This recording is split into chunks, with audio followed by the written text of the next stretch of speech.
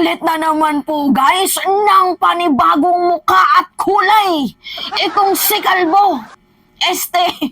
Itong si Bato de la Rosa.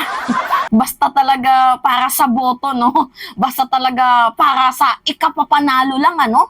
Yung prinsipyo at dignidad handang iwanan. Talaga nga naman, oo. Kung si Bongo, meron siyang paingat-ingat sa mga biyahe, 'di ba? Patarpulin-tarpulin. Etong si Bato naman, merong pasalita-salita. Iba talaga basta re-electionist. Iba din talaga yung moves basta kalbo. Iba din pala ang moves ni Bato, 'di ba? So ngayon guys, eto. Sko po. Ewan ko ba dito. Ngayon, itong si Kalbo, galit na galit daw po sa China. Kuno. Talagang punong-puno na daw po siya. Talaga ba? Yan yung sabi niya guys eh. Meron din akong ipi-play na video. Punong-puno na daw po siya sa ginagawang pambubuli ng China sa bansang Pilipinas. Talaga ba? Talaga ba? Talaga ba, Kalbo? Bato? Talaga ba? Ngayon, basahin natin. Honestly, ako'y punong-puno na. Kagaya ng ibang Pilipino na punong-puno na. Ano ang dapat nating gawin dyan? Gusto ko nang makipaggera. Pero hindi naman pwedeng gera. War is not an option.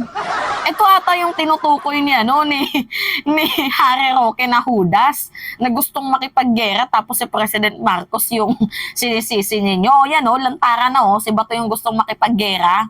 Ito nakita mo na Davao del Norte Representative Pantaleon Alvarez. Ito si Bato gustong magkagera na, 'di ba?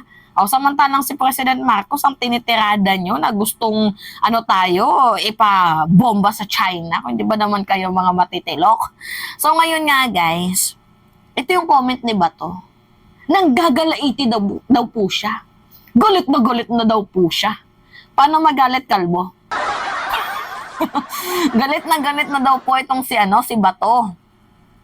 Na sa ginagawang pambubuli ng China. Uy! Niwala kayo, guys? 100% ba kaya na totoo to? Ito yung video. Panoodin nyo muna bago tayo magbigay ng komento. Tindi ng kaplastikan, no? Kung itong pambabastos ng China na simpleng tubig lang, wala tayong panglaban, kawawa naman talaga yung ating Coast Guard, kawawa yung ating Navy. Senador Gaman, dapat mag-allocate kayo ng pondo para sa amin makabili man kami ng malaking water cannon na panglaban. O kaya yung laser. Kasi napupulat na kami, sir. Tinamaan yung mata namin. Ililiserin na namin yung mga insik na yan. Gante, ako presidente ha. Sabihan ko kayo, you do this, you do that. Okay. Iba talaga. Iba ka talaga, Kalbo. Niwala kayo dyan, guys. Alam na namin ang tunay mong kulay. Kahit papalit-palit mong anyo, kilalado ka na namin. Diyos ko, hindi kami pinanganak kahapon. Baka mamaya makita natin itong si Kalbo nagpupukpok na ng mga lamesa sa paaralan, ng mga upuan, or di kaya baka nagpipintura na yan, nagiging kargador sa divisoria, diba? Umiinom sa plato, kumakain sa baso, diba? Nagsasaing sa kawali. Para masabing maka-Pilipino.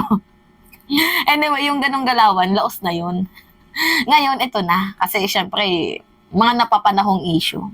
Naggagalit-galitan. Sabi niya, punong-puno na daw siya. Gaano ka 100% guys na totoo itong sinasabi ni Bato de la Rosa? Comment nga kayo guys. Gaano nga ba ka 100% itong sinasabi ni Bato de la Rosa? Kasi I think sinasabi niya to, re-electionist siya eh. 'Di ba? Ang funny naman ng ng comment niya na handa daw siyang makipaggera. Talaga ba? Eh di kung napulbos tayo niyan. Yan nga yung sabi ko sa inyo guys, na ang ating Pangulo hindi po pabor sa gera, but pinaglalaban po niya ang ating teritoryo sa diplomatikong pamamaraan. Diba? Ito yung mga taong hudas na tinutukoy ni Roque. At ito yung mga taong re-electionist, diba? Nang huhok ng puso ng mamamayang Pilipino para masabi na pro-people, diba? Para masabi na pro-Filipino. Yan. Para masabing pro-justice. Pero ang totoo, pro-China. Naalala nyo guys, nung sinabi niya nung September? Naalala nyo yun? Sinabi niya nung September? Kaya nyo bang makipaggera ng tayo lang nang hindi humihingi ng tulong sa bansang Amerika? Diba? Yan yung sabi niya. Ay, sino ba namang tangang makikipaggera? Halos nga hindi, yung military base natin, yung defense natin, di ba, kulang-kulang, hindi pa sapat. Sa kanila, ang kanilang mga, malalaking gamit, nasa 10 na tayo, wala pa. Kasi nga hindi pa sapat ang ating pondo. Sino yung gusto magkagera? Mga tukmulto, ang atin lang naman dito, ipaglaban ang ating teritoryo sa diplomatikong pamamaraan. Masyado ka namang nagpapatawa ba to? Masyado ka namang nagpapatawa. Ang dami kong tawa. 1 million times. Di ba? Pantakin mo yun, guys. Maniwala kayo, itong si Bato kasi, sa totoo lang, guys, malapit to kay Digong. And alam niya din ata yung, yung secret deal na yan. Siyempre, hindi na yan nagtutok ngayon kasi nga, humihingi pa ng pabor sa mamamayang Pilipino, lalo pat kasama siya sa mga taong napangalanan. Ito siya, pampito. 2025 election, senatorial preference. Pasok si Erwin. Ito si Erwin, iboto nyo. Si Tito Soto, ganon din, iboto nyo. Itong si Digong, si Bongo, Pia Cayetano, Bato de la Rosa, Amy Marcos, Bong Revilla. Nako, pag nung iboto yan, wala tayong mapapala dyan. Etong si si Isko Moreno, boto nyo. Si Bintulfo, iboto nyo. Etong si Binay, hindi lang natin sure. Pero malalaman natin. Kung sila lang naman yung pasok sa Magic 12, ang iboboto ko dyan, si Erwin Tulfo, si Tito Soto, si Manny Pacquiao, kahit medyo si Dudong Manny hindi magaling sa English, pero mas matalino pa to kay Robin kasi ayaw niya din na inaapi tayo. Pero itong si Manny kasi, sabi niya, baka mamaya ilusob niya yung mga waray. Matatapang tayo, may mga waray tayo, mga ganyan-ganyan. Pero anyway guys, yung thought kasi ni Manny Pacquiao about dito sa diplomatic, sa foreign policy niya is ipaglaban yung sariling atin. Yan yung kay Manny. Pero hindi niya lang na-exhibit ng maayos nung in-interview siya ni Boy Abunda. Kasi siguro medyo kabado ba. Pero yung preference niya is ipaglaban yung atin. Pero hindi po sa gerang pamamaraan. Ganun din po yan si Manny Pacquiao. Etong si Ben Tulfo, okay to sa akin guys.